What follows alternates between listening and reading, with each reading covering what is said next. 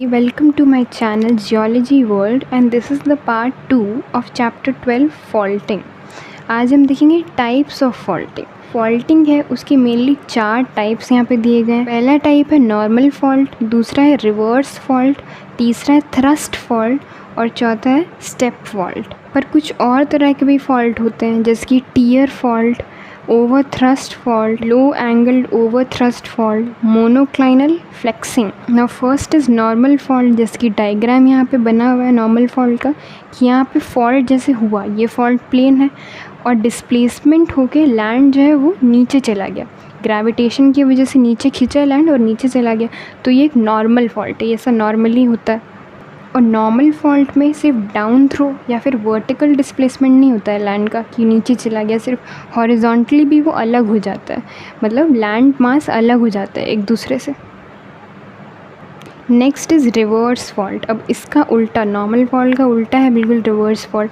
जिसके डायग्राम में दिखाया हुआ है जब फॉल्ट लाइन से ऊपर उठ जाए लैंड, मतलब डिस्प्लेस होके ऊपर चला जाए नीचे जाने की बजाय, तो वो रिवर्स फॉल्ट हो जाएगा. रिवर्स फॉल्ट को थ्रस्ट फॉल्ट और कंप्रेशनल फॉल्ट ये दोनों नाम से बोला जाता है क्योंकि कंप्रेशन की वजह से होने वाले फॉल्ट होते हैं. जैसे नॉर्मल फॉल्ट्स में हॉरिजॉन्टल डिस्प्लेसमेंट भी होता है, मतलब वो दोनों एक दूसरे से अलग हो जाते हैं. तो फॉल्टेड एरिया जो होता है नॉर्मल फॉल्ट्स का ज़्यादा होता है क्योंकि वो दोनों एक दूसरे से अलग भी हो जाते हैं. पर कंप्रेशनल फॉल्ट में, रिवर्स फॉल्ट में जो है एरिया कम होता है. एरिया कम हो जाता है क्योंकि वो एक दूसरे से टकराते हैं, तो टकराने से कुछ पार्ट उनके टूट भी जाते हैं और वो एक दूसरे से चिपके हुए रहते हैं, मतलब अलग अलग नहीं होते हैं, हॉरिजॉन्टल डिस्प्लेसमेंट नहीं होता है. Next is thrust fault. अब थ्रस्ट फॉल्ट को ओवर थ्रस्ट फॉल्ट भी बोलते हैं क्योंकि थ्रस्ट फॉल्ट तब होता है जब रिवर्स फॉल्ट एक्सट्रीम हो जाता है, मतलब जब कंप्रेशन इतना ज़्यादा हो जाता है कि वो दोनों लैंड जो है वो एक दूसरे के ऊपर आ जाते हैं, मतलब एक लैंड जो है वो दूसरे के ऊपर बिल्कुल चढ़ जाता है और दूसरा वाला अंदर सिंक हो जाता है. तो इसमें जो होता है फॉल्ट प्लेन नहीं दिख पाता है क्योंकि फॉल्ट प्लेन बिल्कुल हॉरिजॉन्टल हो जाता है, बिल्कुल उसके नीचे ही चला जाता है, तो फॉल्ट प्लेन हॉरिजॉन्टल हो जाएगा. Next step fault. अब स्टेप फॉल्ट डायग्राम से देख के पता चल रहा है एक स्टेयर की तरह दिख रहा है, मतलब सीढ़ी की तरह. तो बहुत सारे नॉर्मल फॉल्ट्स जब एक साथ पैरेलली हो, मतलब उनका जो फॉल्ट लाइन है वो पैरेलल हो, जैसे यहाँ पे एक फॉल्ट हुआ, यहाँ पे हुआ, तो ये पैरेलल जा रहा है, इनका फॉल्ट प्लेन एक दूसरे से पैरेलल है, तो इस टाइप के फॉल्ट को बोलते हैं स्टेप फॉल्ट. नॉर्मल फॉल्ट की तरह इसमें भी लैंड थोड़ा थोड़ा एक दूसरे से अलग हो जाता है, डिस्प्लेस होके अलग हो जाता है. जो स्टेप फॉल्ट होते हैं वो किसी ना किसी वैली के पास होते हैं, जिसकी जो वैलीज़ होती हैं उनके अंदर रिवर्स फ्लो करती हैं कई बार, तो ये स्टेप फॉल्ट उन्हीं एरियाज़ में बने होते हैं. जैसे कि नेचुरल स्टेयर केस भी बोल सकते हैं, जो नेचुरली फॉल्टेड स्टेयर केस जैसा है. तो इसका सबसे बड़ा एग्जाम्पल और सबसे ब्यूटीफुल एग्जाम्पल जो है राइन रिवर वैली का है. राइन रिवर जर्मनी में एक रिवर है. इसमें 2 तरफ से स्टेयर्स देखने को मिलते हैं, एक तो वोग्स फ्रांस और एक ब्लैक फॉरेस्ट माउंटेन जो कि जर्मनी में है. मतलब दोनों तरफ से फॉल्टेड स्टेयर केस आते हैं और एक वैली का फॉर्म ले लेते हैं, तो ये एक बहुत ही ब्यूटीफुल सिनेरियो होता है. और इस फॉल्ट को ट्रो फॉल्ट भी बोलते हैं क्योंकि यहाँ पे 2 फॉल्ट से गड्ढा बना रहे हैं एक दूसरे के साथ मिलके, तो इसी को ट्रो फॉल्ट भी बोलेंगे. Now some other fault. जो अदर फॉल्ट्स के हमने नाम लिए थे पहले, उनके बारे में डिस्कस करते हैं. पहला है strike slip faults. Tear faults भी बोल सकते हैं इसे. स्ट्राइक स्लिप फॉल्ट में क्या होता है, कोई वर्टिकल डिस्प्लेसमेंट नहीं होता है, मतलब ना ऊपर जाता है लैंड ना नीचे डिस्प्लेस होकर जाता है, पर ये हॉरिजॉन्टली एक दूसरे से अलग हो जाते हैं, मतलब लैंड मास एक दूसरे से जब अलग हो जाते हैं फॉल्ट लाइन पे, तो उसी को स्ट्राइक स्लिप फॉल्ट्स या टीयर फॉल्ट्स बोलते हैं. और इसके 2 एग्जांपल्स हैं. पहला तो है सैन एंड्रियस फॉल्ट और दूसरा है great Glenn fault of Scotland.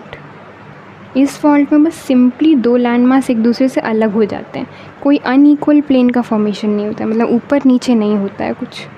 Next is dip slip.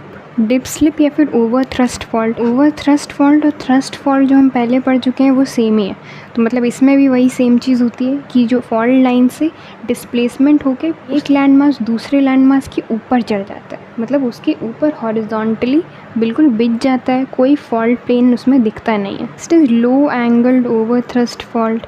अब लो एंगल्ड ओवर थ्रस्ट फॉल्ट जो नैपीज़ हमने पढ़े थे, फोल्ड वाले नैपीज़ से थोड़ा मिलता जुलता है क्योंकि ये तब होता है जब जो ओवर थ्रस्ट फॉल्ट है या जो थ्रस्ट फॉल्ट है वो कम्प्लीटली नहीं होता है, मतलब उसमें थोड़ा सा एंगल रहता है, मतलब वो कम्प्लीटली एक दूसरे के ऊपर नहीं आते हैं, वो एक दूसरे के ऊपर हल्का सा ही आता है पर एंगल थोड़ा सा बन रहा होता है।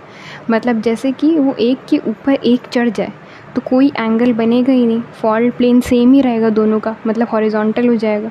पर अगर वो एक दूसरे के ऊपर हल्का सा चढ़े तो फॉल्ट प्लेन पूरा नहीं उसमें मिक्स होगा, मतलब फॉल्ट प्लेन फिर भी रहेगा और एंगल भी थोड़ा सा बनेगा, तो उसी को लो एंगल लोबो थ्रस्ट फॉल्ट बोलेंगे। नेक्स्ट है monoclinal flexing.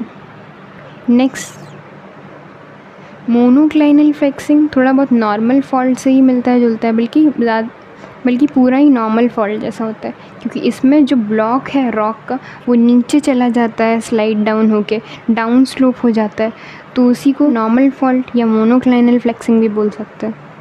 Now we'll see some differences between normal fault and reverse fault. This is very important. पहला है कि normal fault में जो faulted part होता है वो नीचे की ओर slip हो जाता है, मतलब down slope हो जाता है, downfall हो जाता है उसका। reverse fault में इसका opposite होता है, जो faulted part होता है वो ऊपर की ओर displace होता है, it rises up along the fault plane। दूसरा है कि टेंशनल फोर्स वर्क करता है नॉर्मल फॉल्ट में, रिवर्स फॉल्ट में कंप्रेशनल फोर्स होता है। जो नॉर्मल फॉल्ट होता है उसमें जो फॉल्टेड पार्ट है वो सिंक हो जाता है, नीचे चला जाता है, और जो दूसरा पार्ट होता है वो अपनी ही जगह पे रहता है। पर रिवर्स फॉल्ट में जो दूसरा पार्ट होता है वो भी थोड़ा ऊपर की ओर मूव करता है। नेक्स्ट इज़ नॉर्मल फॉल्ट में फॉल्ट स्कार फॉर्म होता है। फॉल्ट स्कार बोलेंगे छोटे छोटे टुकड़े को, लैंड मास जब छोटे टुकड़े में डिवाइड हो जाता है उसी को फॉल्ट स्कार बोलेंगे। रिवर्स फॉल्ट में ऐसे छोटे छोटे टुकड़े होते हैं, वो हैंगिंग लैंड मास की तरह वहाँ पे छूट जाते हैं, मतलब लैंड मास का डिस्ट्रक्शन या उसके टुकड़े नहीं होते रिवर्स फॉल्ट में ज़्यादा।